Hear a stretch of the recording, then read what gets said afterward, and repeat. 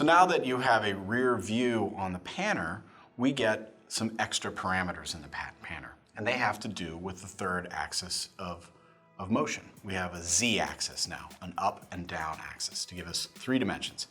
X, Y, front and back, and then Z is up and down. So let's take a look at that here on this mono channel. We have the typical left-right X parameter here.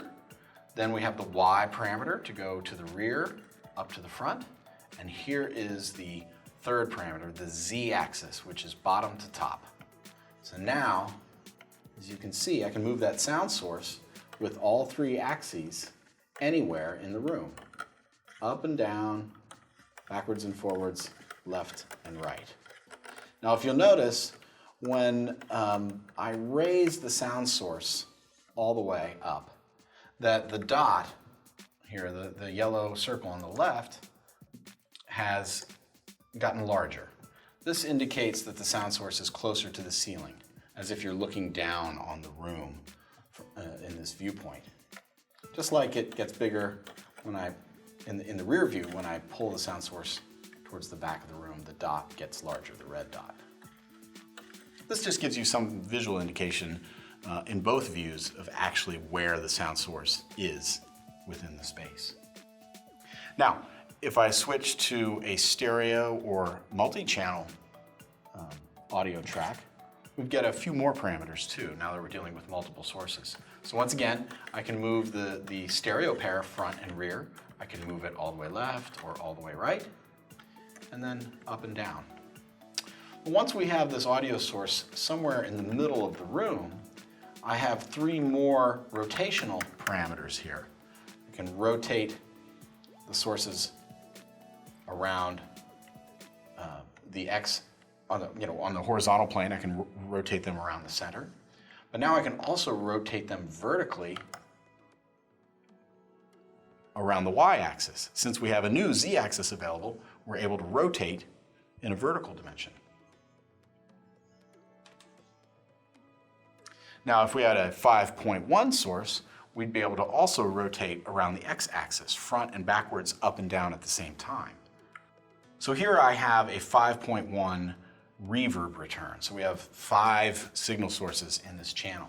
If I raise this source up in the air, you'll see all 5 signal sources rise. I can move them forward or backward, left or right.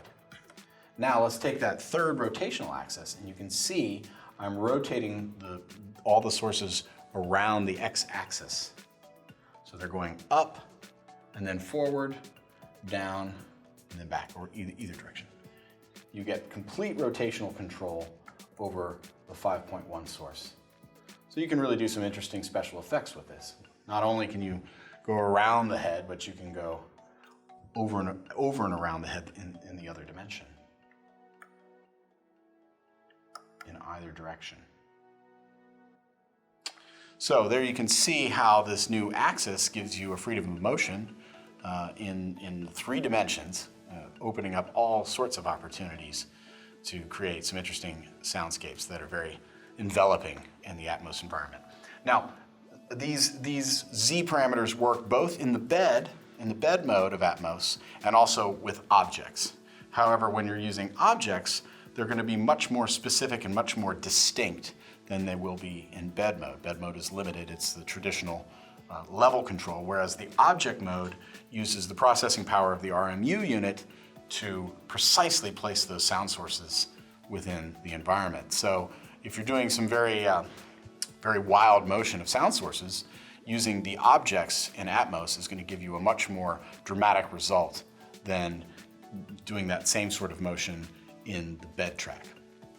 So there you go, that's how the Z-axis works in the MultiPanner, and that gives you sort of an overview now of what's different in the MultiPanner when you're connected to a Dolby Atmos bed bus 9.1 or an object bus.